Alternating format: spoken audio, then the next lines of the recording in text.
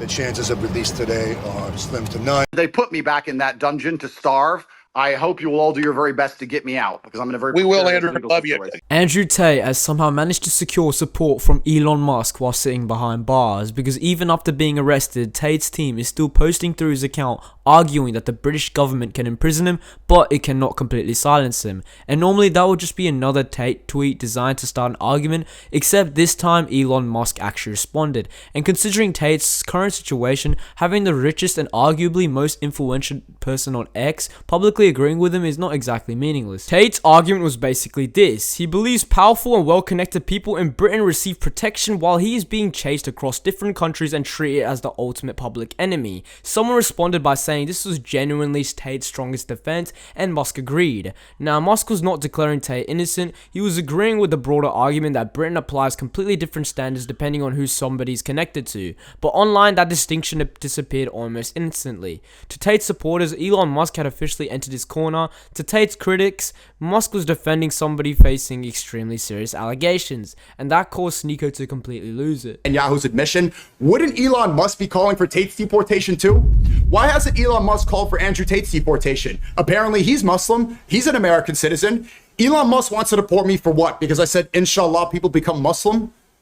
Tate has apparently charges of having indecent images of a child. No one calls for his deportation from the right wing. Want to know why? Because like, oh, he's one of us, he's right wing. You stupid white nationalists. He literally moved to Romania to commit crimes and get away with it, allegedly. He moved to a white European country to go and pimp out white women, to get white guys and Indians to jerk off to them because they make the best prostitutes for their camgirl website. You think he's one of you? He took advantage of your women, contributed directly to the decline of your birth rate, and you still chimp out for him because he says some very obvious rhetoric that makes you think he's based. Well, because he said women suck. This is the current state of American right wing. They claim to be conservative, they claim to want American values, and they called to deport me because of free speech. I have a real American values. I'm the one who actually believes in the founding fathers. I believe in the Constitution. We should have free speech. We should question authority. All you frauds in the right wing who are chipping out about censorship, you all want me deported from my own country because words hurt your feelings? But Musk supporting this argument really should not surprise anybody. His opinion of the British government has been terrible for a while. He has repeatedly criticized the country over people being prosecuted for things posted online, and he clearly believes Britain is becoming increasingly hostile towards freedom of expression. And because he owns X, this is just not some random political opinion. It is also directed to his business. Then they have a prison overcrowding situation in the UK, so that quite literally releasing convicted pedophiles and putting people in jail for Facebook posts. That's an actual thing happening in Britain. That is so wild. Like you're like, it's so wild that people can't see it. What the fuck, is going on? And what's insane to me Make is oil fiction again. The feud has gone way beyond angry tweets as well. British politicians have accused Musk of interfering in their politics, encouraging division and allowing dangerous content to spread through X. Some even suggested that Musk could eventually be questioned or face consequences in Britain. Musk's response was basically try it, and when British MPs discussed bringing him before Parliament, American politicians threatened to bring those same MPs before Congress. That is the level of influence Musk operates with. Most people get threatened by a government and immediately start apologizing. Musk gets threatened by a government and somehow convinces another government to threaten them as well. So from Tate's perspective, Musk looks like the perfect ally. The problem is that being powerful online and controlling the British justice system are two completely different things. We need to also assert who we are as a country, because Musk again has been interfering in our politics in the last few days, trying to whip up division. That is not who we are in Britain. We know the UK Parliament wanted to speak to Elon Musk about the role that Twitter or X played in the horrible race riots over the summer. Musk, here's a point for you, Andrew. Musk said, how dare you? We're going to call you to the US Congress. And the very next day, Senator Mike Lee, a senior Republican senator from Utah, said, I'm going to call British MPs to testify in front of me if they go after Musk. He's basically got the American government, or at least the Republican part of it, dancing to his... And this relationship is not completely one-sided. Tate has defended Musk repeatedly. When advertisers began pulling money from X, Tate publicly offered to contribute $1 million a month to support the platform. Anyone who's complaining about Elon's pay package is a moron, because they're sitting there crying their eyes out that he's getting paid $1 trillion, which is truly remarkable, not understanding that the amount he is getting paid is directly correlated to the value he has added to the world. He is literally populating other planets, putting rockets in space. He's the only reason China doesn't have a complete monopoly over electric vehicles. He's building tunnels under cities. You could not do any of these things. You could not even begin to attempt any of these things. Gee, you good? The fact that he is doing them is truly remarkable. He deserves his money. The people crying their eyes out saying, $1 trillion, do you have any idea how many people that could feed on food stamps? People on food stamps don't add value to anything. People on food stamps are takers. He is a maker. The fact that you cannot connect the amount he's getting paid to the amount of value he has added to the world shows you are one of life's losers. When you tell me Elon's getting $1 trillion, I don't sit and say, oh my God, that could feed a whole bunch of people who don't work. Or, oh my God, that's so much money, we could use it for something else. I think, wow, he's done some amazing things to earn that money. That is the difference between a winner and a loser. Winners see big paychecks and say, wow, they've done amazing things. Losers are jealous, and they're bitter, and they're resentful, and they want to take it off of him and pretend he doesn't deserve it for some reason, even though he clearly does. Congratulations to Elon. And this $1 trillion pay package is just the beginning. He's going to get more and more. How are you not going to end up with $1 trillion paydays when you own fucking Mars? So the future belongs to the creators. The future belongs to the makers. Money is unlimited. If you work your ass off, if you add value to the world, money will flow to you. And if you sit there and cry your eyes out that the winners are getting paid and all the money should be taken off of them and given to people who don't do any work at all, you are. But public support is one thing, actually stopping an extradition is something else entirely. Musk has money, a massive platform, and connections throughout American politics, but that does not mean he can simply call Britain and tell them to cancel the case. He has also burned political relationships of his own, and his influence within the British government is not as straightforward as it once appeared. Even Nigel Farage, probably one of Musk's closest possible allies in Britain, claims their relationship collapsed after Musk attempted to pressure him into supporting certain positions. Can buy me. Nobody can bully me. Nobody can tell me what to say. You want some evidence of that? Elon Musk. All right, Elon Musk, who was holding out offers potentially of very large sums of money, not for me, but for the party. But he asked me to do a series of things and say a series of things. What happened with Elon, by the way? Why did you fall out? Because he wanted me to come out publicly and support Tommy Robinson. And I said, I can't do that.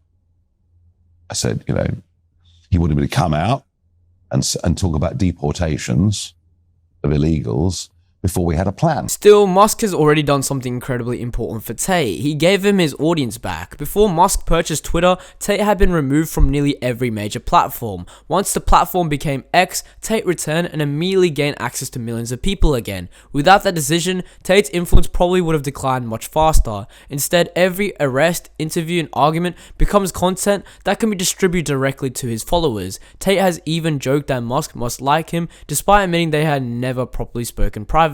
Although they have appeared together in X spaces, and those conversations are probably the strongest evidence that Musk is at least willing to hear Tate out. I would like to say, my final point, I would like to say, I often get asked by people who follow me, they say, who do you think who controls the world? Who do you think the Matrix is? And I use the Matrix as a very simple way to explain that they purport a false version of reality that everyone buys into to keep your mind occupied so they can extract your body heat from you for the soulless machines, which are essentially the globalists we're talking about. And I try and say that I still believe that we run the world. There's a lot more of us than them. We still control the world. It's just down to what we will accept and what will allow them to do to us. And that's why bravery is so essential and so important. And I know I can come across as brash. The issue is that Tate does not have the same level of support he once had. A large number of people who previously defended him have backed away. Some dislike his repeated changes in positions. Others believed he used religion and politics whenever they were useful to his image.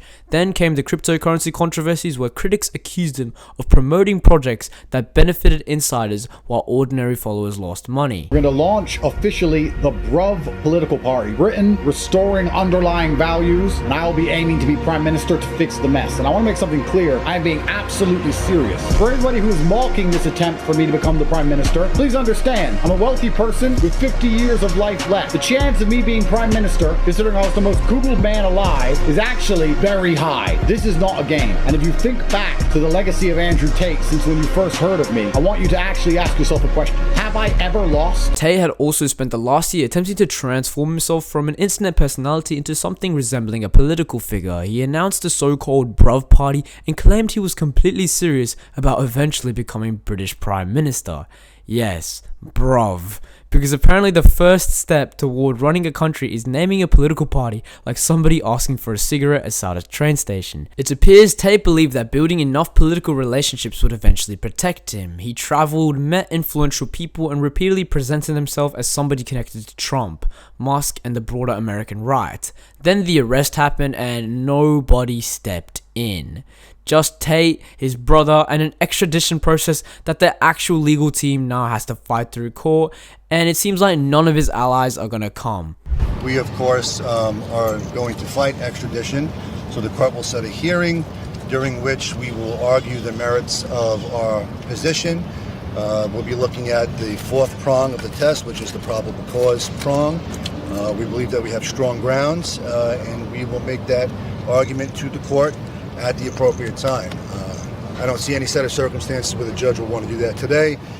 If our clients happen to get released today, then God bless America, but I think that the chances of release today are slim to none, and that does not have anything to do with the merits of the case.